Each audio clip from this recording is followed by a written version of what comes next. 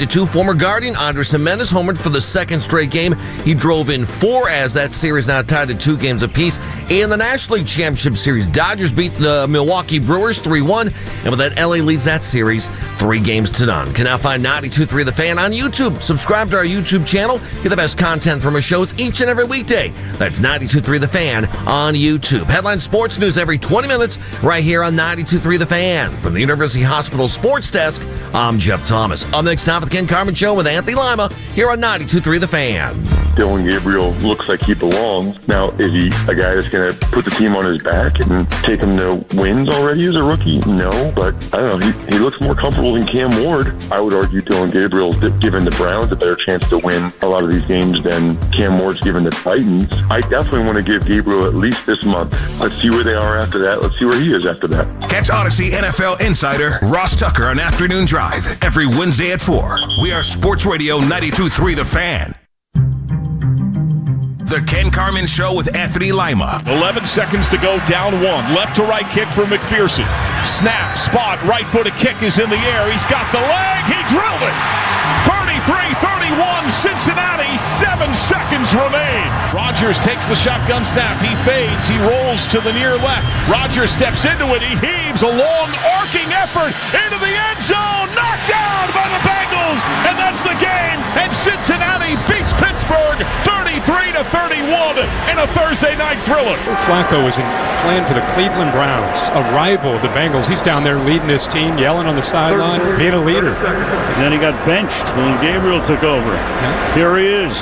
31 of 47 tonight. Amazing. 342 and 3 touchdowns. And I think beyond that, his presence and his leadership, when he walked into the building with the guy with the hat on backwards down, it gave him hope. It gave him a belief. It affected the defense. It affected the special teams. It affected the coaching. Everybody believed with him here. You know, to be honest, it was shocking to me.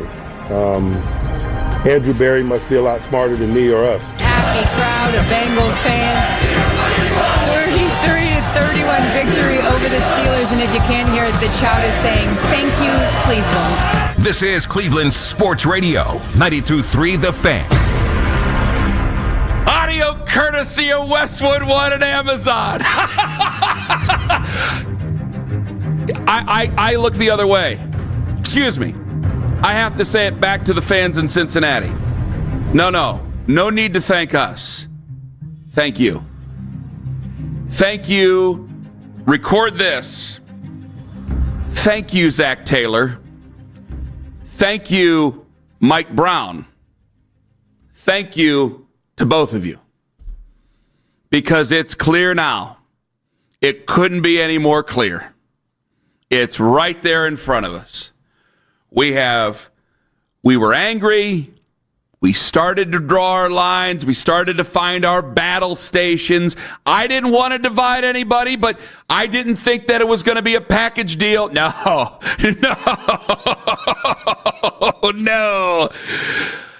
Cincinnati, thank you.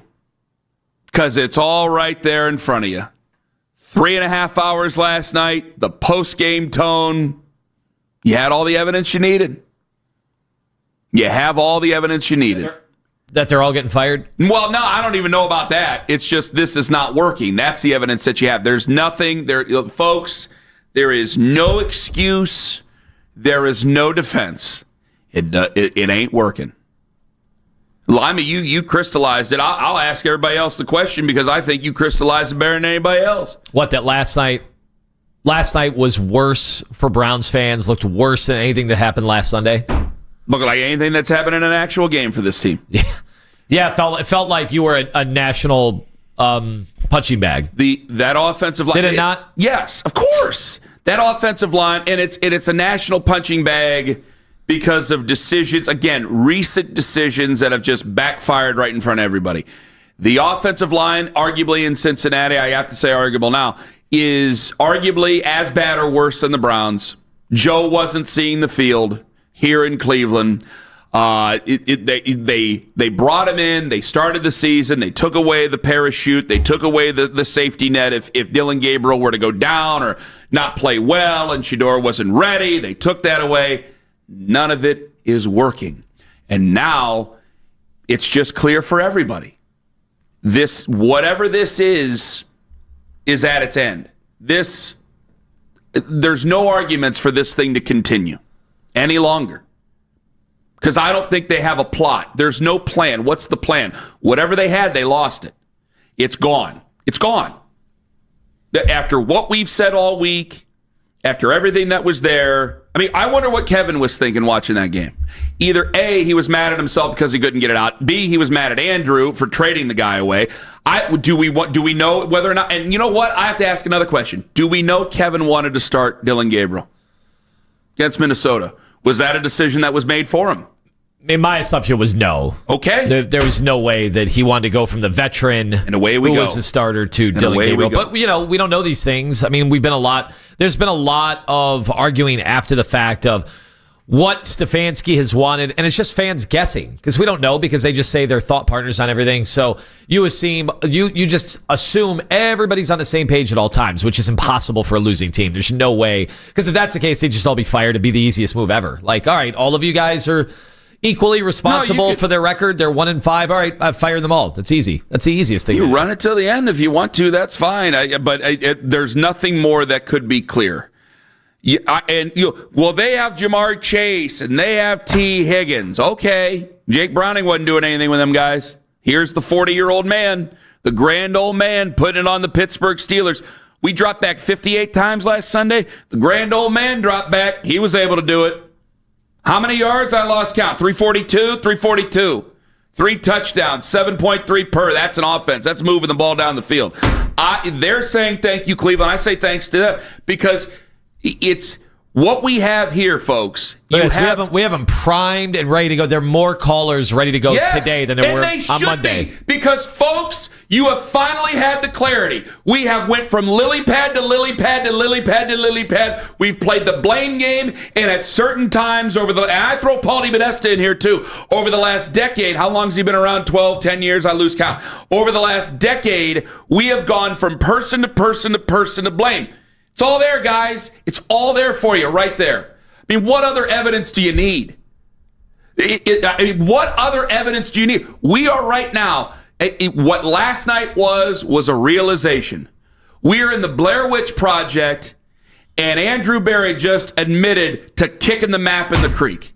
And that's where we're at. We realize we're going in circles and we are lost. Trade him for a 5th-round pick. Trade him for this pick. Trade him for that pick. Bring in this wide receiver. Jettison that wide receiver. It doesn't matter. You're going in circles. There are no guardrails here. There are no guardrails here, Tone. They're just going in a circle. They're going in a circle. That's what we are. So we'll continue to circle what has become a drain for the rest of the year. That's what it is. I'm not trying to embellish it. I'm not trying to embellish it.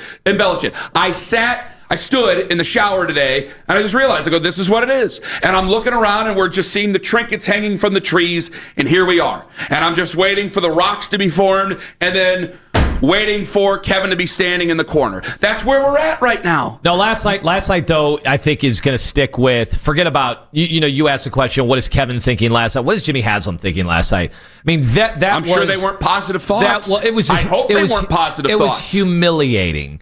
From his perspective. For me, I just sat back and enjoyed the entertainment because it was nice to see entertaining football last night. Something that I was like, why didn't we? But don't you feel robbed? Why couldn't we do any of that? Well, exactly. Don't you feel robbed as a fan? Not really. It's not that I thought Joe Flacco was going to be some big answer for us this year, and he'll probably that was amazing last night. It was one of those weird short week Amazon games. So no, I don't think Joe Flacco's like some big answer, and they don't need him to be. They just need him to stem the tide and hold things over. The larger thing, from a larger perspective, it just goes to show that all these conversations we have about training camp and camaraderie and chemistry. No, that was the exact same Joe Flacco we saw a few years ago. That worked really well with Kevin Stefanski when they had an offensive line. They had a wide receivers, and they were able to just bomb the ball down the field, knowing that they could maybe surprise some teams en route to a playoff. That's what they did a few years ago. And they got in their own way this time around. Joe Flacco's not any worse. I remember watching Joe Flacco and arguing with people it was a losing battle because I knew he wasn't going to start long if they were losing games. But I remember saying, I don't know, balls are going off receivers' hands. He's hanging in the pocket as long as he can. and they just don't have weapons around him. They just don't. And he seems fine, and they've lost any kind of imagination on offense. They're not doing anything to get creative in the run game. Like, they've given up. They've given up. Joe Flacco's the same guy. He's not any more washed. Like, that, people kept throwing that out. It can't get worse with Dylan Gabriel. Yeah, it can, because Dylan Gabriel's a lot worse than Joe Flacco. And Flacco demonstrated that last night. But they were pushed to make a decision to move on, because then they got 2 quarterbacks. Not one they have to get to, actually 3. Because they have to get through Shador, and then they have to get to Deshaun Watson again. No, they don't have to do that. This is all going to be in play this year.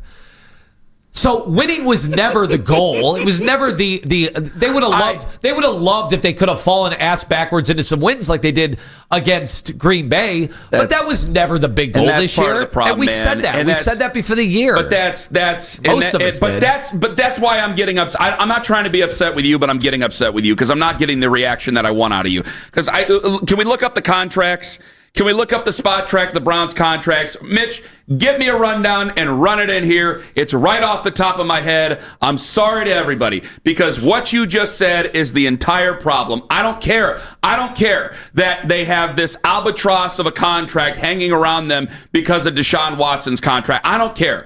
This is not 2016 where we have a bunch of guys who you don't even know who they are, where people can't pick them out at local grocery stores. These are guys that were supposed to be names that are not doing it. You have expense that's on the offense and defense. You have guys making double-digit millions of dollars.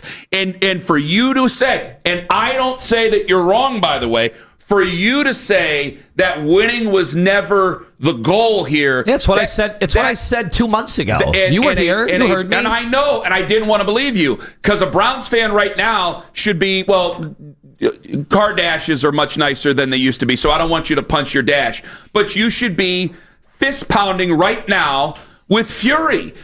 Tone, you have to be doing it. You don't care. I don't understand how you don't care about this. It's right there. They lost me in the offseason. What do you mean? You're not mad about that? And I think I'm not alone. That's the thing. I told you. They've lost you. I got more texts making fun of the Browns yesterday from Browns fans than I got any texts on Sunday when they were actually playing a football game. No. That's what I mean. We're Mitch got it wrong. We're in a different year here. We're in a different era. Mitch got it wrong. I don't care about the quarterback salaries. That doesn't matter. I know the most important one who people don't even want to see him play. I need all the guys. I need the expensive players, the guys who have been signed to contracts on this football team, because that doesn't show you a team that's supposed to go out there and win. And I don't think anybody cares. All right, excuse me. It bothers me that you don't care. I think they care. It bothers me that you don't care. How many seasons do we get? So they didn't set out to win, so this was just to be expected? Yeah, I mean, this is. I expected 1 and 5. I mean, you were talking about 9 wins before the season started. And I thought you were delusional, and I made fun of you at the time. I was delusional. I got to 8 wins because I'm an excitable guy. 9. I think you got to 9. I did not get to 9. I did not get to 9. I think that wasn't me. That was a beat reporter. That was not me. Like 10 minutes before the end of the show on that was not Friday, you said 9 That was not me. That was a beat reporter. I told you. I said what they need to do is they need to line up and run the football. Well, they're not lining up and run the football. They gave the ball to Quinshon Judkins 12 times on Sunday. Well, they couldn't run the football. That's on Sunday. So why can't they run the football? They can't. They can't do a lot of things, Kenny. They don't have a functional. They don't have a functional football team right now. Whose fault is that? Oh, all the above. Kenny, okay. but that's give me some passion, some depth of feeling, for Christ's sake. That passion was at the end of last year when I said I would have fired everybody. I would have cleaned house, and people thought I was crazy. Well, now we're right here. I knew we'd be right here. And I don't want to do. I don't think that many people thought you were crazy. I don't want to do. Oh yeah, when I was doing that. First of all, the Barry defenders who thought they had this special draft this year. So that gets to give Barry another 10 years. We're giving everybody. We're renewing the leases to trade away, and it's not like Joe's Joe. I'm sure there will be a realism that happens here at some point. Flacco's not as good as what he did last night, but it did more. It was more than that. It was more than just one game, like on a short week. Guys, I got a head coach. Over here in Pittsburgh who doesn't really want to take shots at people. Took a direct shot at the general manager. You know, to be honest, it was shocking to me. Andrew Barry must be a lot smarter than me or us. I got Bruce Arians, who ripped you on ESPN for the move. Wait till today. Wait, oh God! Well, Miles talks today. That's going to be a fun. That's must. Are we carrying that live? Shirt on or shirt off? Let Keith. Well, we'll know if he's healthy if the shirt's off. Keith, let us know if that's going to be carried live. I mean, that's must hear radio right there. Miles talks today, but you had Mike Tomlin rip it. Mike Tomlin's an active head coach. Bruce Arians, who is a Super Bowl winning head coach, 2 Super Bowl winners. They ripped it. Again, we've laid it all out where you just kind of keep going in a circle. So I'm going to sit there and I'm going to look at it and go, yeah, you got this great draft class. I wonder if you almost did it by accident. I almost wonder if you lucked into it. Yeah, that's what I wonder too, honestly. Because 1 out of 6 ain't good. 2 out of 3 ain't bad. 1 out of 6, that ain't good. So yesterday, you scare me for the apathy that you seem to have. That's a strong word to accuse you of. But you scare me with it. I'm startled. But I think that yesterday it was a clarifying moment for everybody. That whatever this is, it doesn't work. You can pick your side, whatever you want to. We are just fighting in the gutter if we're picking a side. If you guys want to, fine. If you guys want to sit there and take up for Andrew or take up for Kevin, fine. We are the people on the side of the road that people look at and go, what are they doing over there as they drive off? As they drive off into the playoffs and in competitive football. That's where we're at. This is so bad. And this feeling is so bad. And I'm not mad at Cincinnati. I ain't mad. Certainly ain't mad at Joe. Ain't mad at them Bengals fans. Not mad at them. I'm mad at the sentence you said where winning wasn't the objective. How many years are you guys going to spend on this earth? I'll go to break with this. I'm going to get you guys. 216-474-0092. How many years are we going to spend on this earth? How many years are you going to be side by side with your sons or your dad with his grandsons? How many years do we have to sit here and say that winning isn't the objective? How many years do we have to talk about the future and wrap ourselves in some sort of safety blanket that is the future? Because the teams that always seem to cherish winning, to win at all costs, they seem to always keep on winning. They seem to always draft these players and develop these players that we all want and we all wish we had. What's that tell you? That we're trying to make a bad situation palatable. And last night, it was crystal clear. That is an old man, by football standards, who still has some magic, and Zach Taylor shook it out of him. And you could say what you want to about the wide receivers. I know Jamar Chase and T. Higgins are great. Maybe you wouldn't have wide receivers that are that great. I would like to have maybe something better than Cedric Tillman. I would like to have maybe something better than what we've had over this time. I would like to have something better than Amari Cooper being the one bailout that Andrew Berry has. All right, I'm done. 216-474-0092.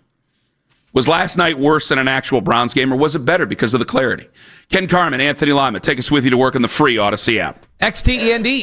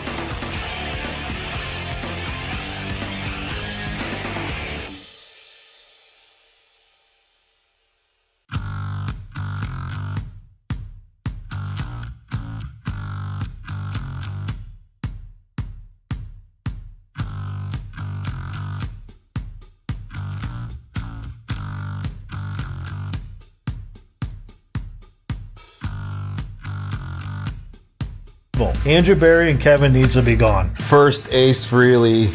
Now Joe Flacco's out there.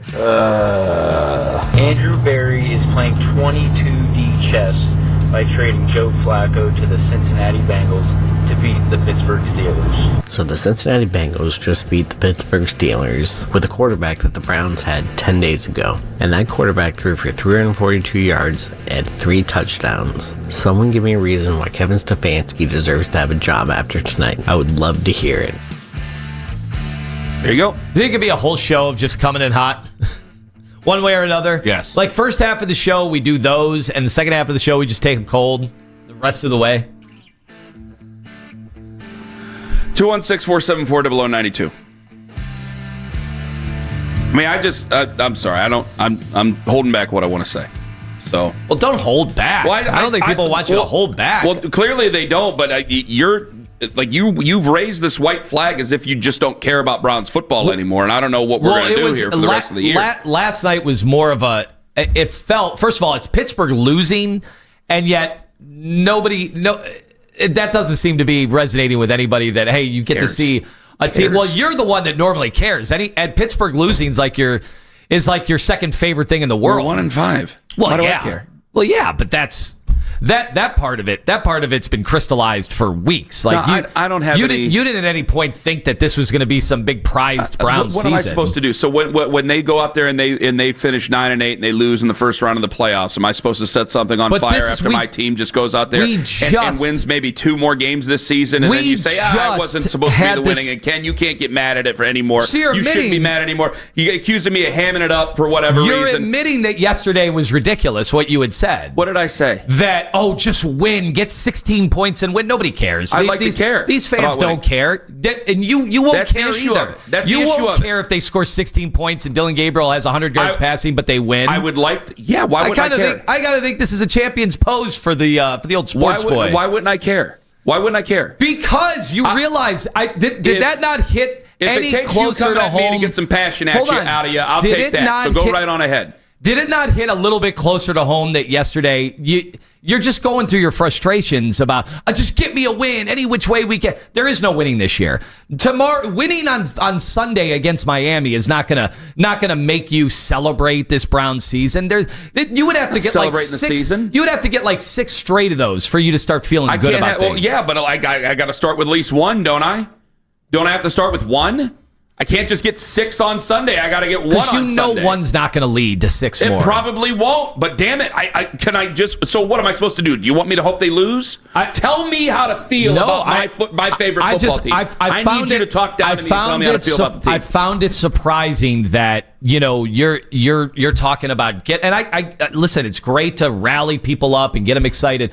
I just don't think the fan base is there. I don't think having a win on Sunday and having Dylan Gabriel throw for 125 yards and you scrap one out because Myles Garrett dominates, I just don't think that's going to do anything for the fan base. It might do something for you, I guess. That does not do anything for me. I'm not expecting to play Michael Stanley and have a bunch of people rah-rahing it. I would like to see at least some. You're giving them an excuse just to lay down. That's my problem. This whole conversation about winning not mattering, it's just a giant excuse for me. And we cannot have, if you want any changes whatsoever, any exchange of anything, you have to know that you cannot sit there and just be apathetic. I think that yesterday was a day that the Haslams are sitting back going, we have to start the clock again. This is it.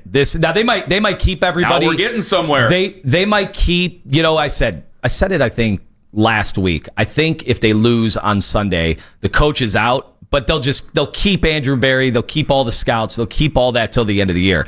But the clock is on, right? Like Jimmy Haslam can't possibly, after that humiliating night last night, we're getting people. There were more jokes into coming in hot than people pissed off. There were more jokes because the team is going to be ridiculed, mocked from every direction over the next 24 hours. You're right.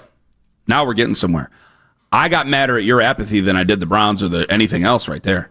I did.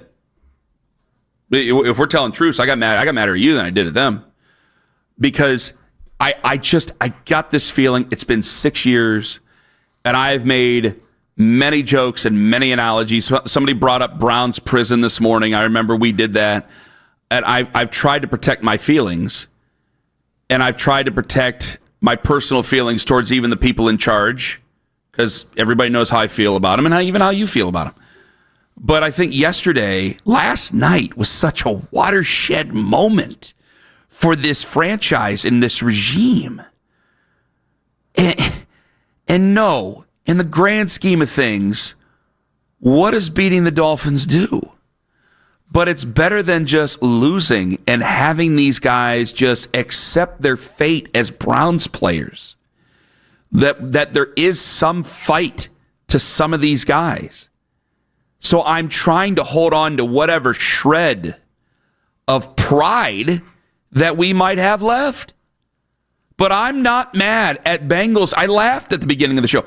I'm not mad at Bengals fans for chanting, "Thank you, Cleveland." What yesterday did, now we're looking for evidence in a trial against the people who are in charge here. That's what we're doing. And by the way, you rarely get that. You rarely get the opportunity where, all right, how bad could it be? Well, let's trade our quarterback to another team who then has to play on a short week, the team we just played. And then, wow, okay, that seems immediately that we have some answers that we didn't have and that we normally wouldn't have. It's crazy. You never get this kind of thing. Because how much have I disrespected Zach Taylor over the last 7 years? Almost at every turn I got. And I really thought he was a puppet for Sean McVay and carried from Sean McVay, and that he had been exposed without Joe Burrow, and that Joe Burrow, just like he did in college, no offense to Ed Orgeron, but I guess offense to Ed Orgeron, Joe Burrow covered up for the shortcomings of the coach there and covered up for the shortcomings of the coach here. And here I got this coach getting this out of Joe Flacco. I don't think Joe Flacco's covering up for him.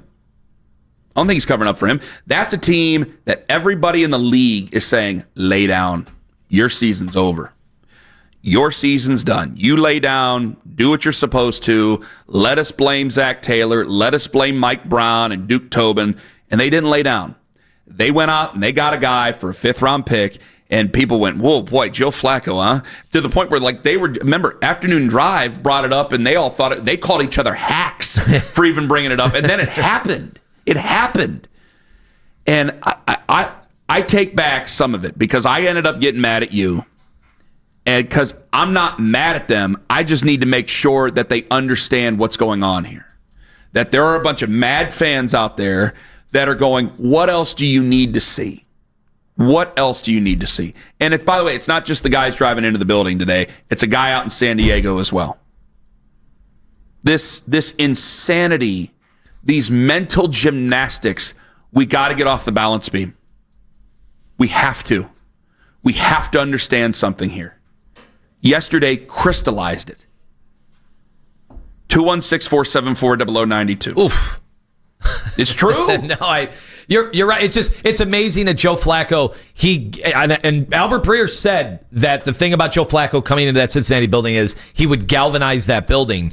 That didn't seem to happen here. And the question is why? Why didn't that happen here? It's not about Joe Flacco's going to have good games, bad games. That was a miraculous game last night, considering everybody was watching. Short week. We talked about Zach Taylor's coaching. It looked like Joe Flacco was doing the coaching yesterday. He was audibling on 3rd down into runs, and they were picking up 1st downs. It felt like, forget about game plan. It felt like Joe Flacco, we talked about street ball. Joe Flacco just told everybody in the huddle, hey, go do this, and we'll make it work. Why wasn't he able to do that here? That's the question. Like, Jerry, you're faster than a lot of these guys you played against. Go past him. Yes. Go do that. Yes. Didn't happen. And I have to wonder, because you and I said, like, Joe's not seeing the field, and he wasn't seeing the field. Okay, was that maybe part of what? Because I can't say, like, well, the lack of reps. He was with the team for 3 days. There's been no reps, yeah. No, there's been nothing for 3 days. I'm going to scare the bejesus out of you, and I'm hoping to. I'm hoping to scare you here. This is what I'm trying to do. They decided, hey, we're going to take Dylan Gabriel, we're going to take Shedeur Sanders, we'll try to get a couple of lottery tickets, right? I'd love to hear some of the national people that we have on through the week defend all this after last night. By the way, Devin McCourty, Football Night in America, will join us. He'll be on the call Monday Night Football between the Detroit Lions and the Tampa Bay Buccaneers. He'll join us this morning at 9:20. This should scare you. They took 2 guys, and they're just going to throw them out there. what gives you any confidence? Because they're going to take a quarterback this year, guys. And there's like 5 of them. One of them's bound to be good. I know everybody's afraid of them. And we're saying this class isn't what we thought it was going to be. One of them's bound to be good. What confidence do you have that they're going to take the right guy and then put him in the right situation? I'm holding up a 0. It's right there. I'm holding up a 0 there, right guys. now for the It's cameras. right there. It's down to 0. I never thought I'd say that. I honestly never thought I would say that for Kevin. This isn't Brown's prison anymore. This is a trial. And we just, everything was ever offered into evidence yesterday, and it's all admissible. 216-474-0092. All right, I said I was going to take calls. We're going to get to you guys. Was last night worse than an actual Browns game? I say it was better. If we're not going anywhere this year, and I just have to accept that, I think I have. If we're not going anywhere this year, damn it, I better get everything I need to know on what decisions to make. And I think I got a hell of a lot of it last night, thanks to the Cincinnati Bengals. Ken Carman, Tone on the Fan. Friends, Ken Carman.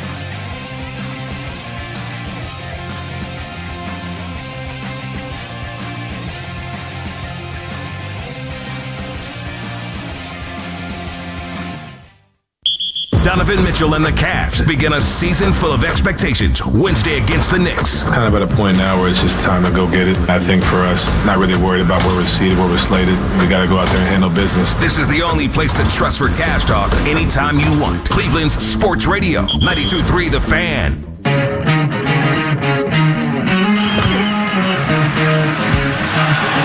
Taking off. Look at this. Gain of 13. RPO. Joe Flacco. We were huddled around Owen's computer during the break. And I said, what did I say, Kenny? I go, we were sitting there like mission control during Apollo 13. Looking at this going, what the hell are we going to do? And what did I say? I said, was Joe sabotaging? No. Taking off. Look at this. No. Where was that? Where was that speed? He looked like Patrick Mahomes running an RPO. Kevin Niddle let it out. I mean, you say what you will, the offense is stuck in sand. It is. Well, there's no confidence in anything. They weren't letting Joe do any of that. And that led me to think, like, I'm watching Joe last night. He changed their alignment, like, on every play. So he would get up, and they were lined up right away on every snap. And you'd see the Steelers either feign some kind of a blitz, or he would decipher, oh, they're in man now. I've got set a man in motion. Now we got to realign. And I'm like, Zach Taylor's not even doing the offense here. This is Joe Flacco. He just let Joe Flacco just take over the offense. I'm just looking at the game. That's all. I had to restart it. This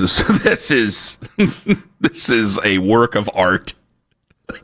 And by the way, Flacco was good from the opening drive. They didn't get any points because Jamar Chase had a drop, Higgins had a drop. Like, he was on it from the moment the game started. Coming in hot might be one of the all-time greatest today. Just pointing that out. That's at 9:45. I will raise my ban of talking about sports during coming in hot. Yes, absolutely. You got to let it go. You got to let them in. No impressions if you don't want to. Just let it ride, man. Try not to cuss. Try not to say anything too horrible that we have to dump it and I have to ask a diabolical question. The coming in hotline's already great. They were leaving them overnight. We played a snippet of a few of them. You can use the free Odyssey app. It's right next to Listen Live button. Hit that leave a message button. Go ahead. Keep it within 30 seconds. Get it in. 216-474-0092. Elton and Garfield, you've been more than patient. Thank you very much. You're first up on the Fan. You know, I laughed at you guys this morning. Y'all getting what y'all finally deserve. I've told y'all since day one, Kevin is the problem. I can't believe that people think, Cleveland media in general thinks. Wait a minute, is Andrew Berry not the problem? He's definitely a problem too. Oh, okay. I can't believe that people think when those two get fired that they'll get jobs. Kevin is not a good play caller. He's not a good head coach. He's never been that. He's run out two quarterbacks, ruined them. He doesn't know how to play call. He doesn't know how to adjust. He's not good at his job. I don't know what games y'all have been watching that think he has a ray of hope. Well, hold on, Elton. Now, Kenny, on a day like today, I can't even fight. What's the fight? Yesterday morning, I might have argued that. You're his biggest supporter. You have worshipped Kevin Sweat. He is bad at his I have made a case. I have made plenty of cases for Kevin over the years. I have. He sucks so bad. And I'm going to say this before I got the phone. How can we have two bad tackles like Cincinnati, but they can adjust? Hey, let's do short dropbacks. Let's go screens. Let's go hot route. Let's do out route. Let's do slants. Kevin is so goofy. He doesn't even want to do that. He is not good at his job, man. When he gets fired, that is it. His NFL career is over. If somebody hires him, I will buy everybody out there in the stadium. I'm glad you said that again. I'm glad because Elton, I thought of that, and I will admit I'm afraid of history as well. Thank you very much for the call. Like, I've had so many people, like Dan Orlovsky has basically threatened us with it. Well, you wait until he goes somewhere else. I'm Charles like, I don't think that's a threat anymore. Did Charles Robinson just say the other day that was the case, that Kevin he'll go somewhere else? He's going to be Baker Mayfield. He's going to go somewhere else and excel. Right. But listen, I'm not fighting. This is a day like today where we all saw it last night. I can't defend Kevin, and I certainly won't defend Andrew. I have laid a defense before of Kevin, even this year. I said, well, he doesn't have receivers, doesn't have the offensive line. And obviously Joe had receivers last night, but it has to be more than that. The confidence. See, this is the thing. Kevin and Flacco, it worked. In the first iteration, it worked. He allowed Joe to do the Joe things and just said whatever happens, happens. That was not the case this time around. He did, for whatever reason. And I know the offensive line's worse than it was then by a lot, by a wide margin. Okay. But, hey, proof is in the pudding. I mean, you watch Kevin Bengals was not offense. allowing it this year. Yeah, Bengals offensive line isn't great. I mean, I just can't understand. If anybody wants to call in and say Jamar Chase and T. Higgins are the biggest differences, I mean, I can't keep making those excuses. Those are just excuses. Even the now. running game last night. How did the Bengals all of a sudden, for the first time all year, have a running game?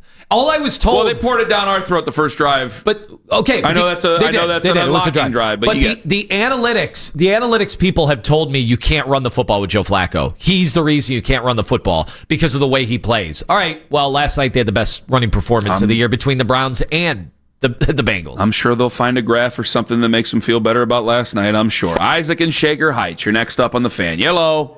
Good morning, Ken. Good morning, Anthony. Hi, I just want to tell Ken, Anthony, welcome to the club, because we already knew. We already knew that the reality of first hits you, when it first hits you, that you can actually see that what the problem is, and the guy said it right. The problem is management. Anthony Berry and Kevin Stefanski, they wore their welcome out here, but it's like a lightning strike. It just hits you at one time, and when you feel like it, when you feel that, you feel like, why doesn't everybody feel like I do right now? Because Anthony already knew, Ken. He doesn't feel like that. He doesn't feel like that because he already knows that they need to go. He already knows that they are the problem. So the thing is, though, when you look at Flacco, we know Flacco can stink, and we know Flacco can look good.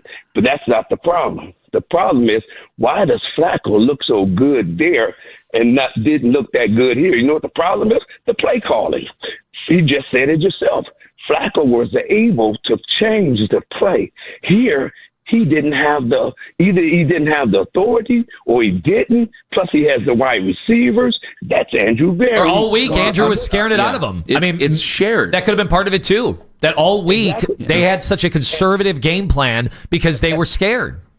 Yeah, exactly. And why were they not able to run? But let's face the reality of the situation as well. Even though their line is as bad as our line, Vince Lombardi once said they know what we're going to do. We're going to run it here. We're going to put a gap. We're going to make a gap here, gap here. We're going to run it up the gut. Execution. These players do not want to play for Kevin Stefanski. Myles Garrett, I watched him last game. He did not put the Garrett effort in. He didn't put it in. Why? Because he has lost the locker room. It's over, dude. It's over. They have digressed. Look at all the quarterbacks that came through here. What quarterback has actually blossomed and went to another level under Kevin Stefanski? Either they have digressed, didn't go to another level, or just plain look like crap. Look at the common denominator. Watson, Baker, Flacco's already here. Flacco's a veteran. Flacco. Did you hear that, Ken? Did you hear that? Yeah. Isaac, what did he say? He's not alone. Isaac might have just made me think something. He's here. not alone. I'm afraid to say I saw some people. I'm afraid to say it. I saw it last night, Isaac. Some people were saying, did they ruin Deshaun? Hey, I'm trying to tell you now. I'm not saying that all the way, but I'm just putting the facts in. You could deny the truth, but the facts remain the same. Yeah, if you look at it, if you look at the comment, because look, Flacco and his reads were crisp last night. This guy ain't been there 2 weeks. It's football, man. Isaac, it's football. You're not wrong on anything you say. Isaac, I gotta let you go. We're up against it, and I hate saying that term, but we are. And I thank you very much for the call. I can't disagree with anything you say, Isaac. I can't disagree with anything. I lay down and I take it, and that's the way it goes. I just have to take my beating and hope that I will get smart, because I don't want to rush to these guys got to go. I need moments like last night. I need that, because again, you have a fan base that flirts with apathy, tone. You have a fan base that, again, the lack of trust. You can't pick one side or the other. There's no way you can say this is one guy's fault and not the other guy's fault and vice versa. There's no way. You can't do it. It's all there. Whether it be the game planning, whether it be the players that are playing and who picked them. It's all there. Myles Garrett will speak today between 1:30 and 2:30 today. So you have to stay on the Fan all day. So they practice at noon. Stefanski talks after practice, and then players. Yes. So just be locked in by 12:45. I got to hear Miles. Hey, man, he can tell the truth any way he wants to. That contract is basically guaranteed, ironclad. He can say whatever he wants. 216-474-0092. And so can you, Ken Carman, Anthony Lima. Take us with you to work on the free Odyssey app. Anthony Lima for Diamonds.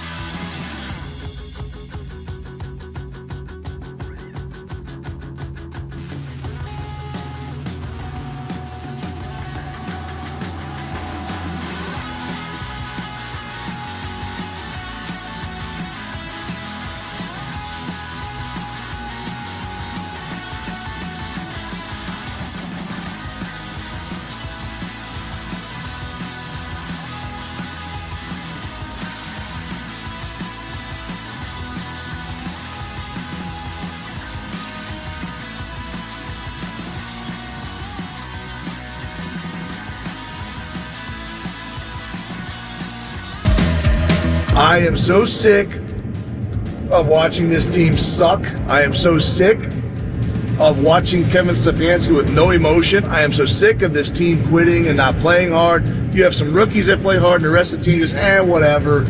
No receivers. Nobody gets open. Or if they get open, we can't find them. We get great tight ends that we don't use enough. Running back that we don't use enough. Defense gives up a winning drive when we need them to hold a team. There you go. If you don't have time to be on hold, you can always use the Coming In hotline. Free Odyssey app. It skipped a line. You can go right to the top. It's like using mobile. Quite literally. 92.3 The Fan on the free Odyssey app. It's right next to the Listen Live button. It says leave a message. Boom. You got to favorite the station. Got to favorite the station. Or you don't get that little button. Oh, really? Yeah. You got to favorite the station or you don't get a little button. That's the way it works. You got to favorite us and then you're allowed into the club. Go ahead and do it. Pay the troll toll. The reaction online, some of it I just can't read. One guy. Do you want to read what the one person said? Oh, someone said they wish they were in the booth with us so they could beat us into submission. I'm going to clean it up a little bit until we make Kevin Stefanski's terrible. Because our reputation, Kenny, whether you like it or not, has been defenders of Kevin. And I have. Well, I have yeah, but the problem is that I'll be the defender of the next guy until it absolutely comes to a crashing halt. Guys, I defended Hugh until it became a crashing halt. We didn't like each other. Still don't. You were fair. You honestly were fair. Yes. You never let the personal stuff get in the way. Yes. I don't like firing people. Let's get it through our heads. It's a horrible you're admitting you're wrong in so many ways. But we're also 6 years into it, and you're also going to admit that it's run its course. And I got nervous. See, I started yelling at you in the first segment because I got nervous like there was going to be this level of apathy coming in. And I go, if there's a level of apathy, then things can just stay the same. Because what I fear here, this is where I think the Browns... this is a one small comparison. Thank you very much, Jeff Thomas. You're a wonderful man. He just handed us some stuff, and we're going to get to this coming up here in a bit. So we're covering this game like it's a Super Bowl. I mean, it really is. They're handing us sheets as we're talking. More coverage into this actual game than we've put into any Browns game. That's true. That's actually true. Because this is evidence. Here it is right in front of us, everybody. And I was afraid because of the apathy that seemed to be setting in at the beginning that it was just going to remain the status quo. It can't remain the status quo. When I look at the only thing I can ever compare the two teams to, the Browns and Guardians right now. Well, one, they're both in Cleveland, right? The second thing is that they were both too early to something. The Guardians were too early to the television deal. So everybody else got better deals based on what the Guardians did. The Browns, dare I wonder, it's a question, not a theory. I'll have to wonder this.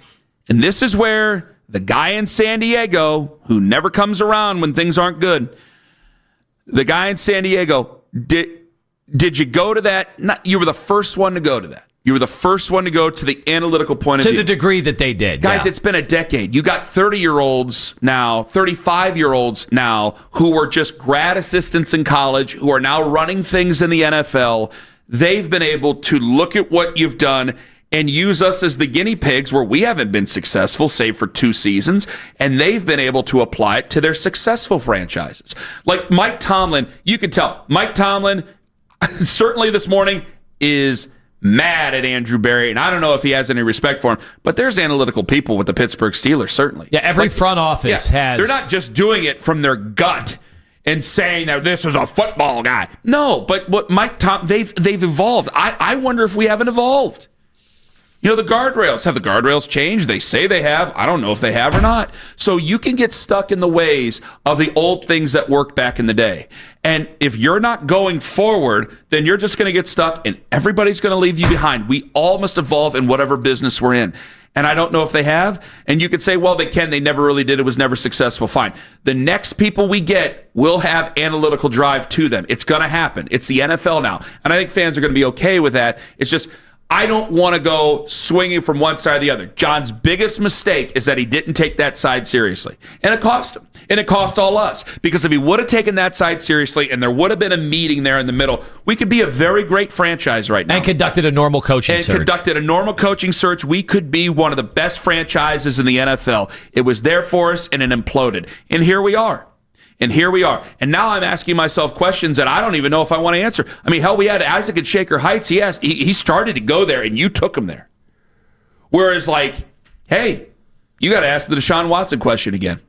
After last night? Yeah, like, are we absolutely... Like, I'm pretty sure he's done, but can I close the door completely after I just saw Joe Flacco, with his set of skills, go somewhere else with a short week? It's not like they poured over all the film for 3 weeks to get ready for Pittsburgh. No. And then he went in. He's audibly at the line of scrimmage. They're using the pass to set up the run. They have their best running performance of the year. Best running performance between the two teams, between us and Cincinnati. That was the best one all year. They ran an RPO, Kenny. Last night they got a first down where he didn't look like a giraffe. He looked like a gazelle. With 5 minutes left in the game at the 10. Yeah. I mean, it wasn't like this was at the 40 and they'd been driving and they'd been eating clock. And I got to look at Kevin and go, down in the game. How does he look like a stop motion video with us?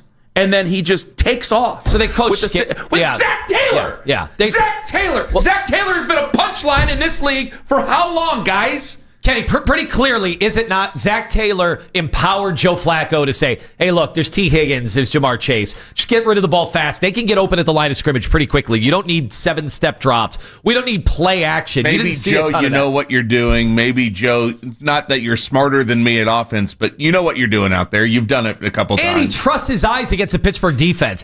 And he had him in a blender last night. Kenny, he made all of those guys, with the exception of like one drive early on where TJ Watt got in on a sack, and you're like, oh, is it going to be one of these nights? He made them look so bad. They were playing on their heels the entire time. He could read the linebackers. He caught them in substitution pattern shift. We didn't do any of that. When were we taking advantage of any of that stuff? You can't when you're micromanaging the games, when you're almost coaching any of the spontaneity out of the football team for a week. That's what they're doing each and every week. Well, we can't do this. We can't do this. Well, we got that offensive line. Well, we got these receivers. We can't do this. We can't do this. We got to ball control. We can't let the other quarterback cook. We've got to do this. And what are you doing? You're coaching the wins out of your football team. I just thought of something horrific. You remember when Danny was on Tuesday? Vaguely. Do you remember what Danny was saying about this whole galaxy brain thing? Vaguely. We might have to go get that audio. This is what 1-5 does to you. This is what 1-5 and watching all your previous quarterbacks do well does to you. I got to hear it again because I might have to take it a step further. I'm sorry. I don't mean to hijack this. I got to hear this again here because you just said something that led me to this. I have to get to the Danny clip. If we can find the Danny clip, maybe it's gone. Was this a conspiracy theory one? Yes, it was the conspiracy theory. Do we have Danny? All right, here's Danny Cunningham on Tuesday. There's a reason I'm doing this. I have to hear this again to make sure against my own memory. Go. Okay, this might be a galaxy brain take thing. Remember Baker's last game with the Browns in Pittsburgh? It looked very similar to what we saw this past week in terms of a game plan. There is part of me that thinks, a big part of me, that thinks that last game Baker played with the Browns was Kevin Stefanski saying, you want to do it your way? Fine, we'll do it your way. Is this him saying to Andrew Berry, you want to get rid of the quarterback? I believe that I can do this? Who wants to drop back 58 times? I didn't even say that I agreed with what I said. I told you it was a galaxy brain take. Danny? I told you what it was. You just said it on the radio, so that means they're going to show a video, and guess what's going to happen? You're going to get cussed out the whole day. That's fine. Because people are going to think that you said it. And then Thursday happens, and Joe I might have to call Danny live on air. I'm not. I don't want to do that just right now because we'll see. This is crazy. Me being really fed up talking here. Hold on. Joe Flacco dropped back 49 times, right? 49 dropbacks that we know of. We got sacked twice and threw 47 passes. He had 5 carries, too. So I imagine those, with the exception of the RPO, 4 of those are scrambles. So somewhere in the neighborhood of over 50 times. How many times did Dylan Gabriel drop back on Sunday? I just said in the clip, 58 times. How many carries did Quinshon Judkins have on Sunday? 12. How many carries did Chase Brown have last night? 11. Was it or was it not possibly the same game plan, and Kevin knew that one guy can execute it and another guy can't? At least maybe not right now. You ain't saying no. You ain't saying no. Give me a tinfoil hat. I'll have to wear it. Tell me I'm stupid. That's a hard thing. Tell me I'm crazy and I'm full of it. Well, when you have a performance like that, it allows you, like I even said, was there sabotaging going on? What is going on that could lead to because this is drastic, guys. It's not saboteur, but Kevin can go, this is not absolving Kevin of responsibility because there's a guy down in Tampa Bay who's doing fantastically right now. So let's call it what it is, right? Could he be looking at it going, he knew he didn't like that trade, and he might have just said, I'm going down with my boots on, and that's where it goes. I don't know. Don't tell me that the only difference is Jamar Chase and T. Higgins, and it's still Andrew Berry's fault. Don't tell me that it's just Joe Flacco, because then it's still Kevin Stefanski's fault. They're thought partners. They're hand in hand, right down as we go to the depths of our souls, right to hell, Tone. The fact that's a crazy thing to say. If you think I'm nuts, tell me I'm nuts. Tell me I'm full of it. Listen, I heard Danny. I heard him on the air that week or that day when I was out, and I'm like, man, this is still early in the week to be doing this. Like, we can't get nuts. But when you see a performance last night, we all want answers. You don't think Jimmy Haslam wants answers? He should. Do you think Jimmy, if he's in town most of the day, so I wouldn't be surprised if he's in that building. Team's his life. You don't think he wants answers? Like, wait a second, you guys told me it made sense to make that trade. We've got empty seats. We can't sell tickets to games. It's gonna be terrible weather on Sunday. It's gonna be a tsunami there. Like, what are the stands gonna look like? And look at the fun they were having in Cincinnati last night. Look at what Thursday Night Football, they treat every game like it's a Super Bowl, and they do a hangout session for 2 hours after the game. The fans are chanting, "Thank you, Cleveland." Like, we are a mockery. You don't think Jimmy wants answers today on that? I think he will. I think he should. Hey, I ain't paying the guys. He is. I love the team. I just love the team that he owns. He should have questions, and he should get answers. Because I don't know if that's true. I really don't want it to be true. Because again, I can't absolve. I can't absolve either guy of responsibility of this. This is a mess. And last night just crystallized it for all of us. But this is what 1-5 and 3-14 plus 1-5. So what's that? 4-19 overall. 4-19 overall. That's what that does to you. These are the type of things you think when your team's 4-19 over the last year and a half. 216-474-0092. Can you even take a side? Is there anybody who dares take a side on this? Because I think to take a side, who's more if you responsible? and I were to take a side, I think it would be insulting. Take a side on who's more responsible? Yes, Barry or Kevin? I think if the fans want to do it, they can do it. I think if you and I did, it may be borderline insulting to the listeners. You think? So I'll throw it out to you guys. We got Daryl coming up at 8:20, Ken Carman, Anthony Lima. We have a game on Sunday, by the way, live on the Fan. Anthony Lima floors with a...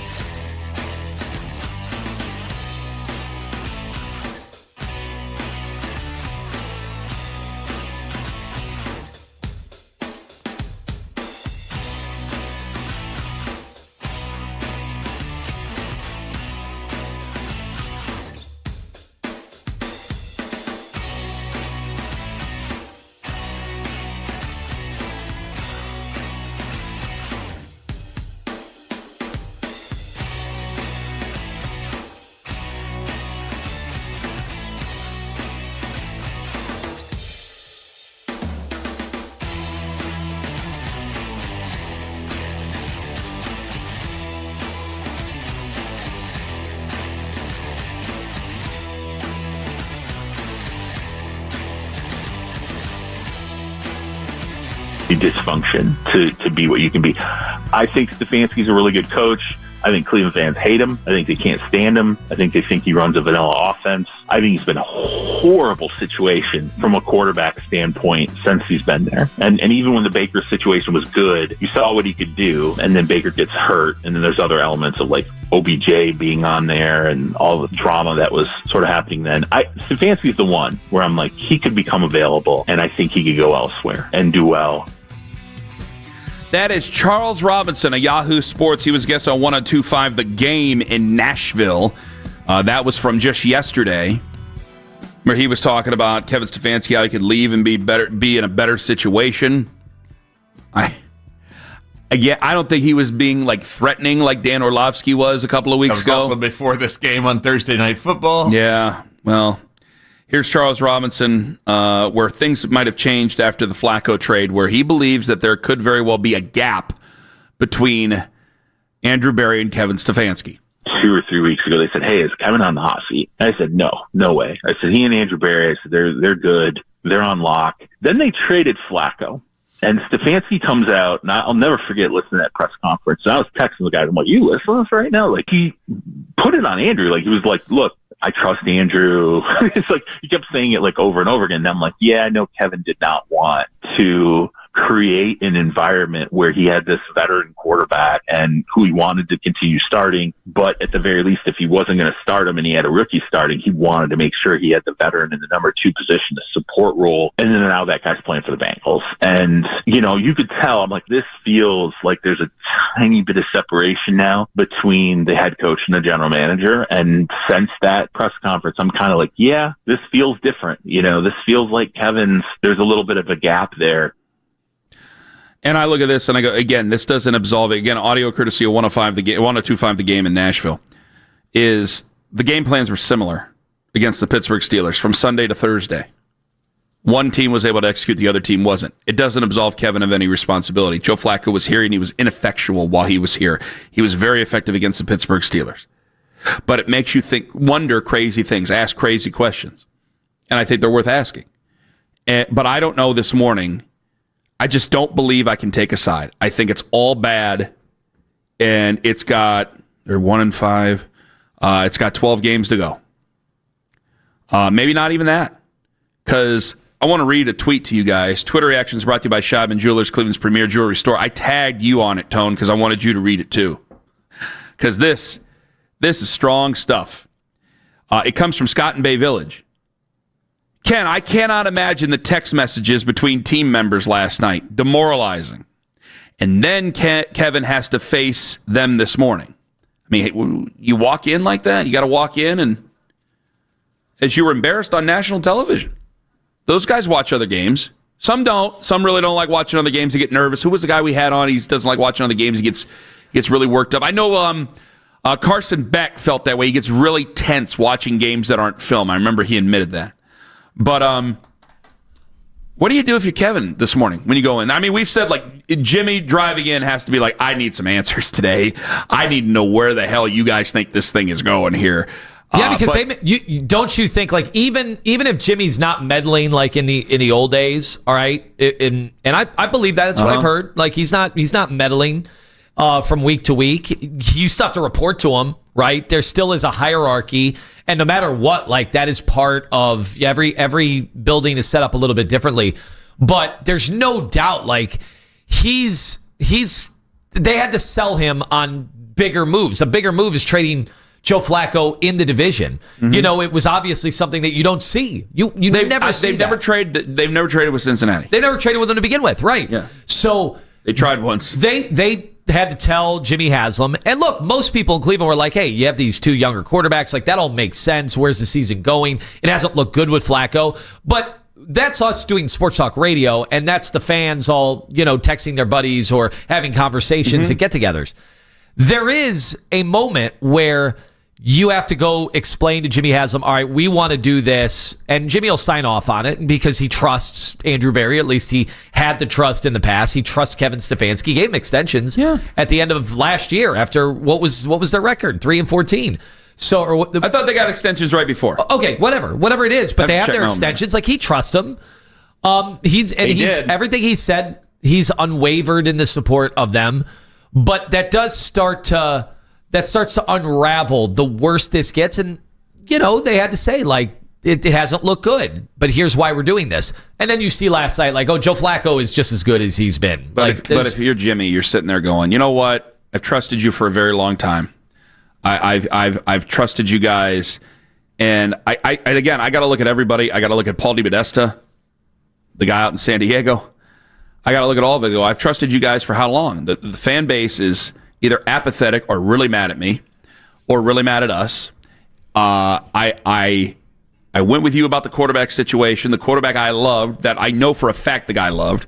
The quarterback that I loved went out somewhere else, and now he's an MVP candidate. Meanwhile, I knew that guy was not going to want to be here after this, so I decided to go ahead and do the 230 guaranteed.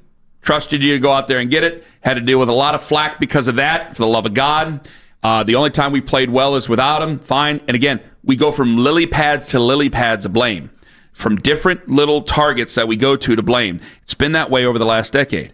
I trusted you to do this. I trusted you to get these guys here. I trusted you to pick. Go down the line of the mistakes, the misdirection that they've had. And yeah, I know they've got to the playoffs twice, this, that, and the other. The 2-time coach of the year. For the love of God, is that if you're still holding on to that, guys, I can't help you anymore. I'm not doing it. I'm not holding on to it anymore. Yeah, I mean, you aren't bringing up 2-time coach of the year every day. And now that guy's got to walk in there. I brought it up as to why I supported him in the past. And my only answer is, Tone, and this is a terrible answer, because you either A, you ignore what happened last night. Good luck doing that in the locker room today. Or because you're going to be asked about it in the media. So you can't ignore it. Or B, and this is the worst thing, is if you meet with them, you decide to get in the foxhole. But you can't do that.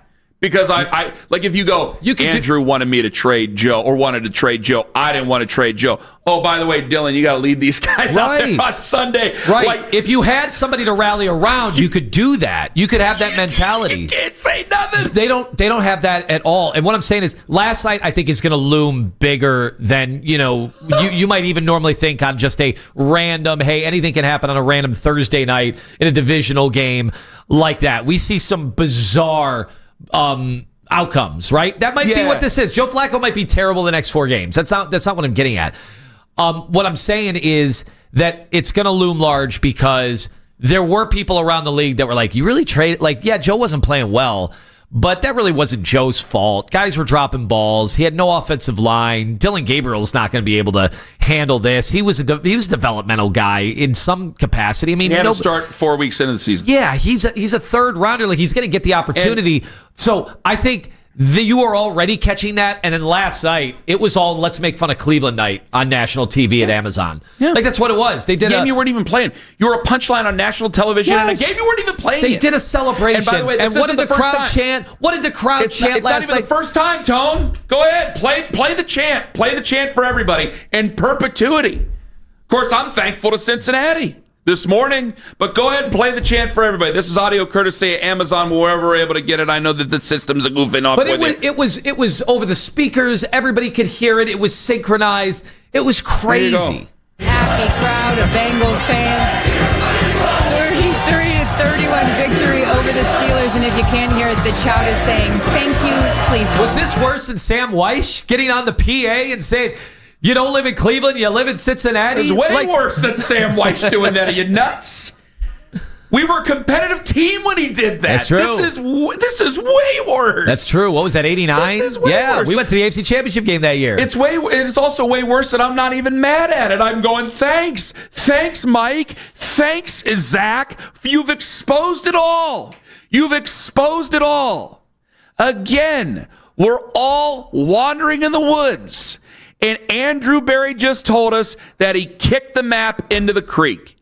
And so now we've realized we've been going in circles here for the last at least 3 years. I mean, we're just going around the woods looking for different things. They're just 5th-round picks in the trees, Tone. You're right. Anything that you have to say negatively anymore can be taken as, well, that's a possibility, or you're right. And I don't know, based on what Scott had just tweeted, it was a great thought. What on earth do you say? The guy you gave the job to start the season. Hey, we're going to protect our veterans. We got to go out there. Joel's last year. It's Joel's last year. We got Wyatt Teller on this team. We got Ethan Posick on this damn team. We got Miles, who's just signed on for the rest of his life. He'll speak later on today between 1:30 and 2:30. Get your popcorn ready. We got Grant Delpit on this team, and Denzel Ward's a local guy, and he's here for the long haul. We got to go with a veteran here to at least try to get us to the best point of winning. Oh, we're going to trade him a month into the season. Oh, he goes down to Cincinnati. Oh, you guys are watching on TV, and they're chanting, "Thank you, Cleveland." All right, let's go out there and get them damn Dolphins, baby. Let's go. Play your asses off. Let's go. Let's go, Cleveland. Let's go. I hate to keep doing movie references. This is Bud Kilmer walking out. Let's go. Let's go. Let's go. Sorry. I'm not. I just can't scream into the mic. I apologize, Tom. I hope that's legitimately funny to you. I got to do something. I'm sorry. I'm really sorry. Because you're right. Can't wait till it's turned into a movie quote later. How did they recover? How did they recover? Oh, by the way, it's going to be a tsunami on Sunday, according to the National Weather Service. Even Mother Nature's trying to help you out. You guys want to go see some AFC North football? You're going to get it on Sunday.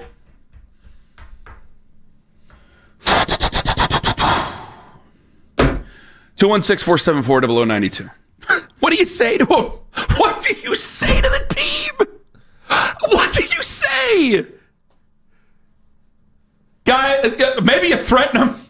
Guys, if you lose to the Dolphins, we're all going to look bad. I don't know. And that's the thing.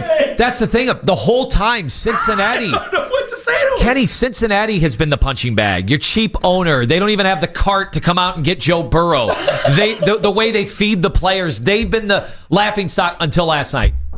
Now it's back to Cleveland. It's true. I mean, they've spared no expense. It's all there for you. You get the very best in that organization. You do. Whenever, and when you vote them like at the bottom of the NFLPA, they do what they can to fix that situation. They've done it every time on the things that they've lost. I mean, I'll tell you what, the owners do treat them like gold. They do. And what do you say? I don't know. I'm serious. I don't know what I'd say to them. The only thing I think I can do is go, guys, it's a tough situation, and I look really bad. We're all going to look bad if we lose that team. Tua's apologizing on Wednesday. Maybe I just play the apology and go, you guys can't lose to that. All right, we hit the practice field in 15 minutes. Let's go. 216-474-0092. Avery in Connecticut, hello. Hey, what's going on, guys? Very good. It's going all right, Avery. Go ahead. Awesome. Yeah, Joe Flacco would have. You know what's crazy? Because you guys brought up the box scores from both those games. You brought up, Joe Flacco throwing 47 passes and then Dylan Gabriel throwing 50 passes. Joe Flacco did that with the Browns this year and stunk at the end of the day. And, Ken's bringing up, Jamar Chase and T. Higgins, that's an excuse. No, it's not.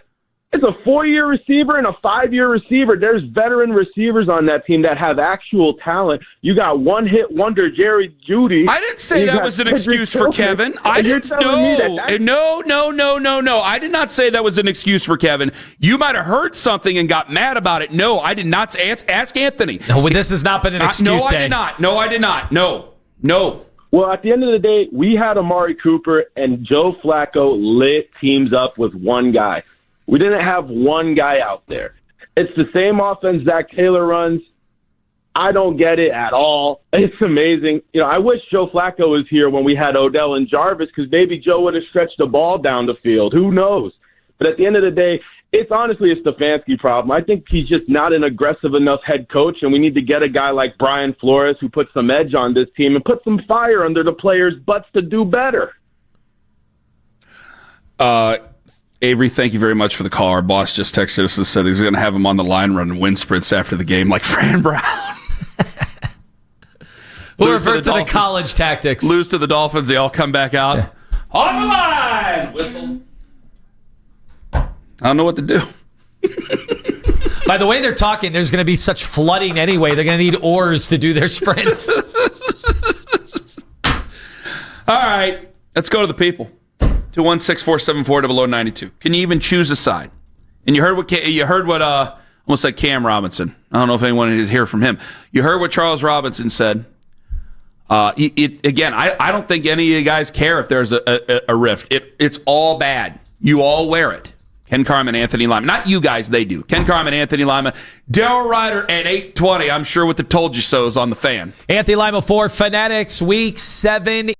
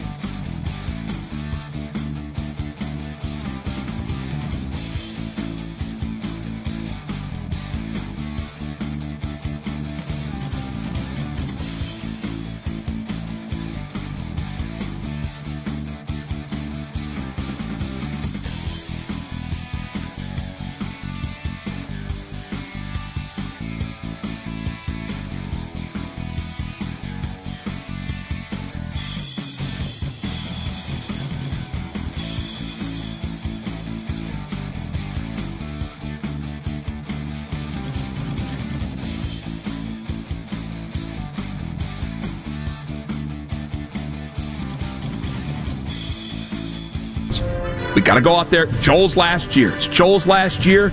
We got Wyatt Teller on this team. We got Ethan Posick on this damn team. We got Miles, who's just signed on for the rest of his life. We got Grant Delpit on this team, and Denzel Ward's a local guy, and he's here for the long haul. We got to go with a veteran here to at least try to get us to the best point of winning. Oh, we're going to trade him a month into the season. Oh, he goes down to Cincinnati. Oh, you guys are watching on TV, and they're chanting, "Thank you, Cleveland." All right, let's go out there and get them damn Dolphins, baby. Let's go. Play your asses off. Let's go. Let's go, Cleveland. Let's go. I hate to keep doing movie references. This is Bud Kilmer walking out. Let's go. Let's go. Let's go.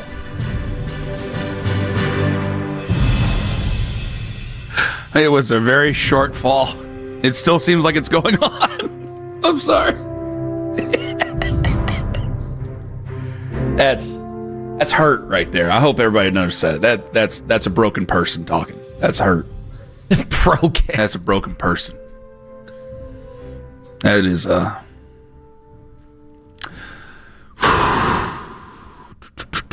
to reevaluate some things in life, apparently. Think they went on Sunday?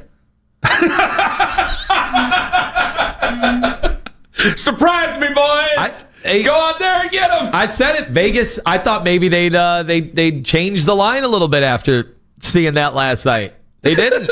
we're to it. So imagine all that we're going through today. Like somehow it's worse in Miami. Oh my God. Yeah, whatever. I don't know. The Dolphins give up anybody that just that did what they did on national television? Oh, yeah, how could you not want the Browns on national television after this? Well, we do get on national television. I mean, we're all over national television yesterday. 216-474-0092. You're right. That was a nationally televised Browns humiliation last night. What a day. Weren't even playing. Herb in Cleveland, hello. Man, why do I feel like we lost last night? Like, that's crazy, man. But I really wanted to call in and tell you, man, that was Chef's kiss. Spot on with the Varsity Blues reference, man. Thank you, Herb. He walked into an empty locker room. Well, everybody was in there, like, for real. And, hey, Lima, that was a good call. Even though you had no idea who had that ball, the excitement was there. So that's all that counts. DeRillis Clark, say his name. What's your next game? I've got Eddie George coming to Dick's Stadium. Are they bringing the cat? You know bringing what? Pudge? Now I got to film. every kickoff return. That cat's amazing. Kevin in Georgia. He's listening on the free Odyssey app. Hello, Kevin. The only thing we learned from that Bengals game was that Andrew Berry doesn't know how to do his job. Andrew has decimated this team with the Deshaun Watson trade, as I've talked about many times. And then how does he try to come back from that? He lets the offensive line fall apart. They don't have any tackles. Their best guard is retiring at the end of the year. Their best wide receiver can't catch the ball. David Njoku plays when he feels like it. How in any world Andrew Berry, and they gave away Greg Newsome for next to nothing. That guy will be cut within the next 2 years, probably next year in training camp. So in any world that Andrew Berry could keep his job, I would not understand it because he failed at a level that no GM has ever failed before in the NFL. I mean, he gave away this team. And then who do they try to supplement the defense with? Mason Graham? You need tackles and wide receivers. They supplement it with a defensive tackle. Well, I don't even know if he's a tackle this year. Kevin, thank you very much for the call. The only thing I would push back on at all, I got no fight for you, brother. The only thing I have to say is that I don't think we learned anything. I just think there's just more evidence. Like last night was discovery for a lot of fans. Like we got a lot of guests coming up here. We'll ask Daryl about it at 8:20. I got Nathan joining us at 9. Devin McCourty's NBC Sports Football Night in America at 9:20. We are coming in hot. We're coming in hot's going to be different. If you just want to get it off your chest about the Browns after last night, you go right on ahead. Owen is the lawmaker on that. And Walker Owen Ranger just said, yeah, you go right ahead. Martial law today. Yep. So no diabolical question needed. Well, I mean, if people are stupid and we have to dump out, then yeah, we'll get to. So be smart. Remember, there's a an FCC out there that we have to. Well, yeah. I mean, abide if they decide to drop F-bombs or what the one guy tried to do the other day during 2-second trivia, like, no, they ain't gonna get. We by. kind of already did have a diabolical question that was dropped early in the show, which was it now, after seeing that last night, was it Stefanski and the Browns that ruined Deshaun Watson? Oh, God.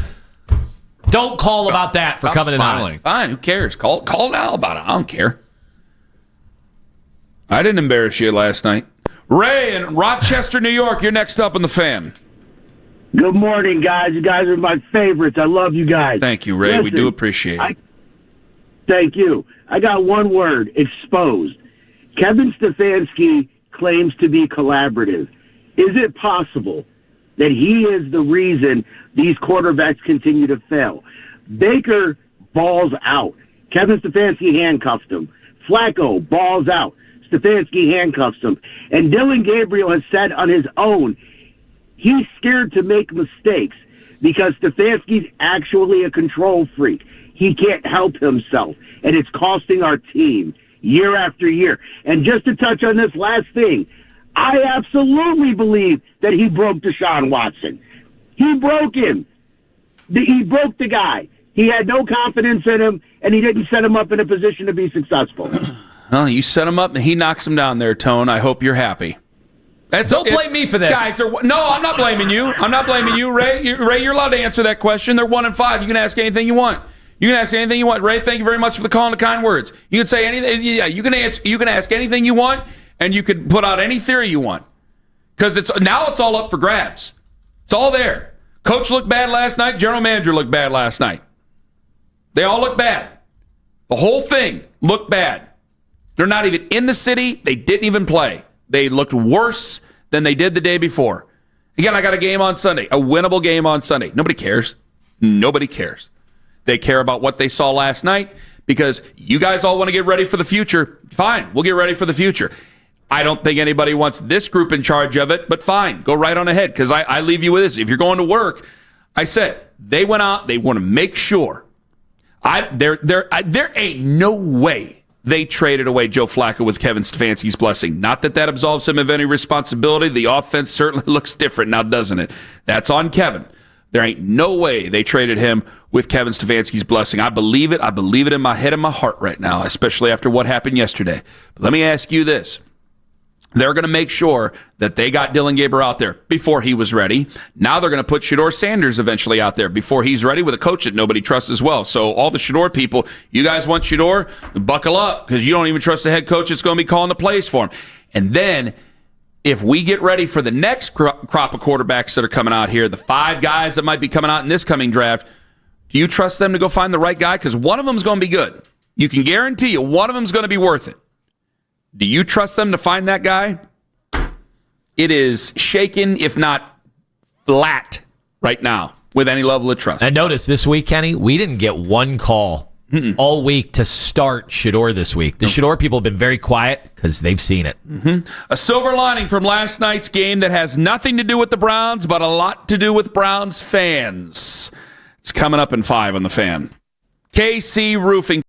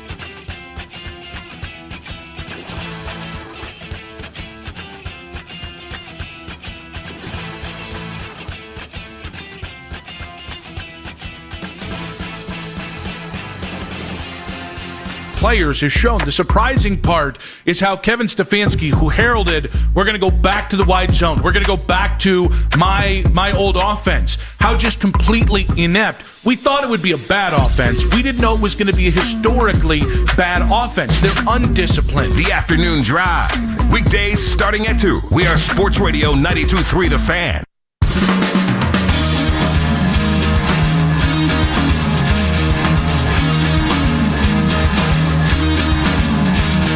We got something good other than just evidence last night.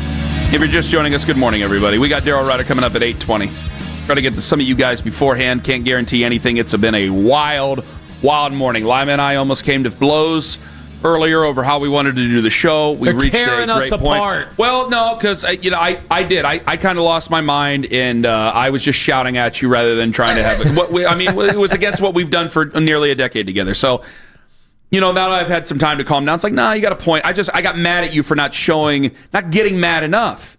But which is fair. By the way, I wasn't mad about that at all. Like, I know you're looking for me to lose my mind and disappoint you. That's been one of the themes, honestly, of the show this year, is that you've been really disappointed in how I'm taking in these Browns games. And it's I just start to think I got so mad yesterday. I'm going to get to the silver lining here in a second. I got so mad yesterday. And these are people I like on social media. Don't get me wrong.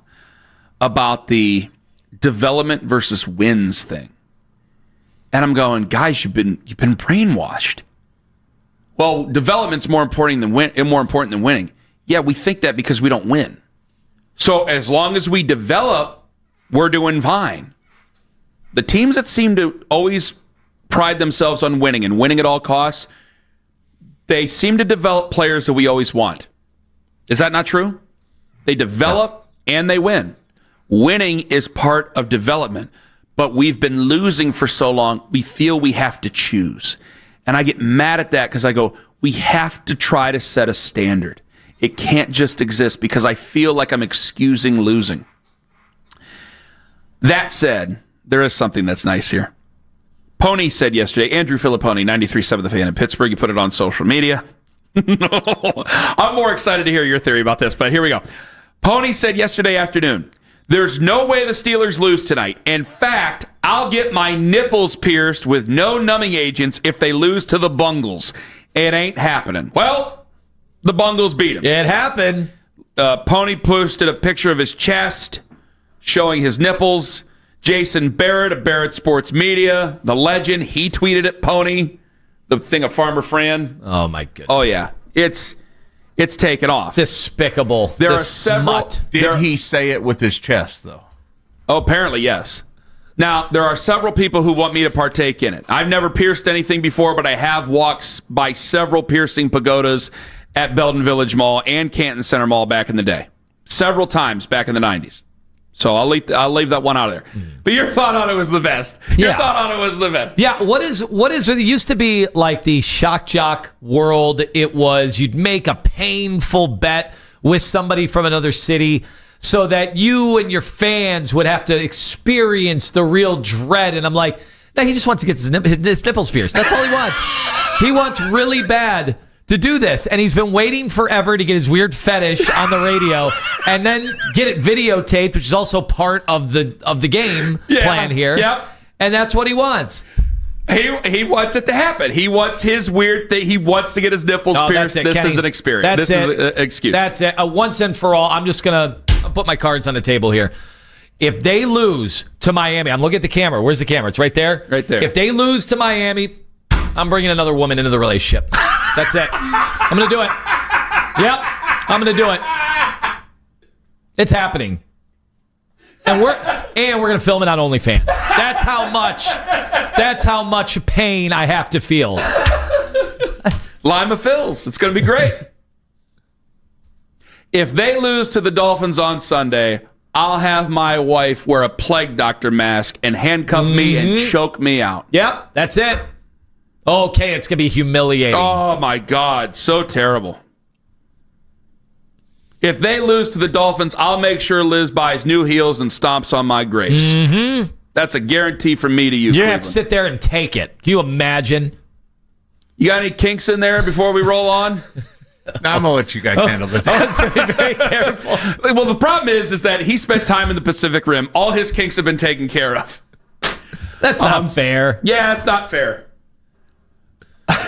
So people want me to go do it, and okay. But you know what? Do I want to participate in such a thing? Do you want me? If you say your opinion means a lot to me, and that one time you called me a hack and we almost fought each other out on the balcony. Do you think I should participate? But should I hold myself above? I think the shock jock stuff with the bets and having the host humiliated, like that stuff, I think was like very powerful in the 80s and the 90s. Do you want to look at my search history of things that I have seen? We've all seen such ridiculous things. I don't know that any of this works in 2025. I don't know what's is there such a payoff? Are the fans going to be like, I'm tailgating ready for this day when Ken's going to do this to Pony? Are people going to really go that nuts about it? Or will be like, oh yeah, I heard that on the radio. What did they get to next? I don't know. You tell me. It's all content though. True. But that's up to him. Yeah, our boss would love us to do it. He probably won't. Their boss would love them to do it. Yeah, I've been offering to go out there and do things for several years. He's never took me up on it. Not pierce his nipples, for crying out loud. I've offered to do things for several years. He's never taken me up on it. He hosted a show here, but he did it at a different time when we weren't even here. He likes to be in his safe places.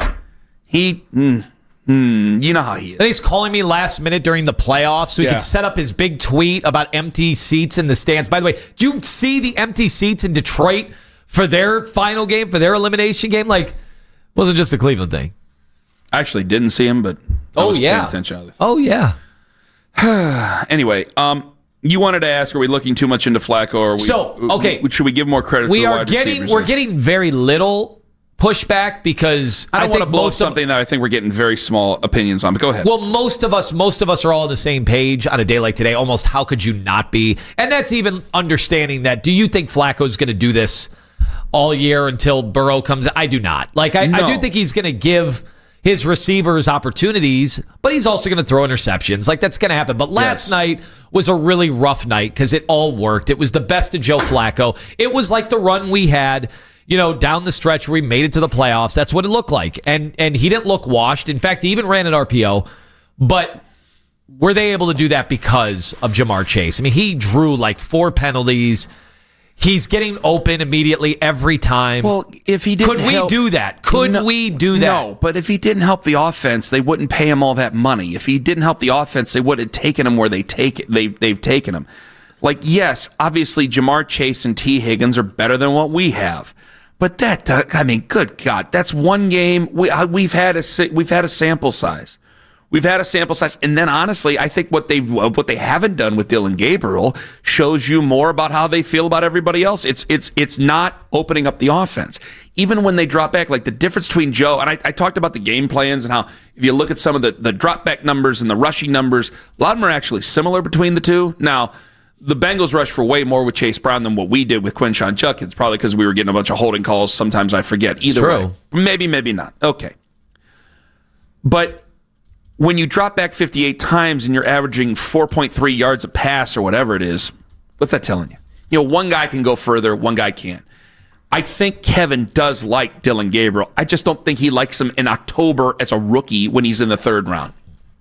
I don't think he likes that. And that's why, there's no defense of any of this that's gone on. I'm not trying to make a defense. You just can't tell me. There's no way he wanted to make that trade. There's no way on earth. When you got other head coaches saying that they wouldn't like that trade, I believe he is not the 5th person to sit there and go, oh, no, I'm down with the trade. No. Charles Robinson doesn't believe it. Charles Robinson talks to everybody. I don't believe it. I talk to a lot of people, but it's just my personal feelings on it. And it doesn't matter. I don't think we need to go down a crazy rabbit hole and turn this thing into one of the great investigations in Browns history because they're 1-5, and you just got embarrassed on national television, a game that you didn't even play, and now I got to go out and try to win a game in a monsoon on Sunday. Great. Awesome. This is going really well because we're going further into the what I have my issue with is I just don't want to turn it myself. I may do it, and I'm afraid to do it, into just always trying to find the sunny part to this when I shouldn't. They're a pro sports team. You should want them to win. You should hold them accountable to winning. They're not winning. They haven't been winning. And this development crap and all this other stuff, like guys start to develop by winning. Why? I brought up Cam Scadaboo. Cam Scadaboo can go out there and say that they won that game, and they can go out there and he can go out there and say, this has been a losing franchise and it stops.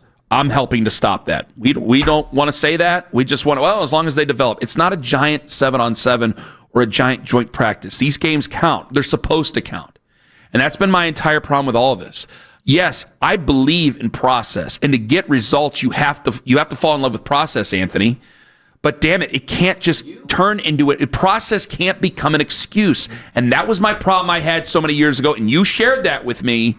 And here we are now going, at some point, what's up there has to count. Well, you tried to explain before the season started when a lot of people were all saying the same thing. Why bother with a 40-year-old quarterback? Why bother? What's the point? And you laid out a case. And even there were times I was like, yeah, I do wonder, but then who are you going with? And remember, they traded Kenny Pickett. Like, Kenny Pickett would have been the guy that would have made sense a little more because he's got an NFL future ahead of him, at least if everything works out.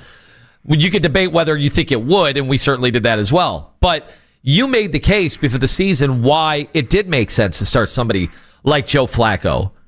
And, man, last night, I mean, Joe Flacco, that's their only chance to salvage the season, to bridge to Burrow when he's healthy.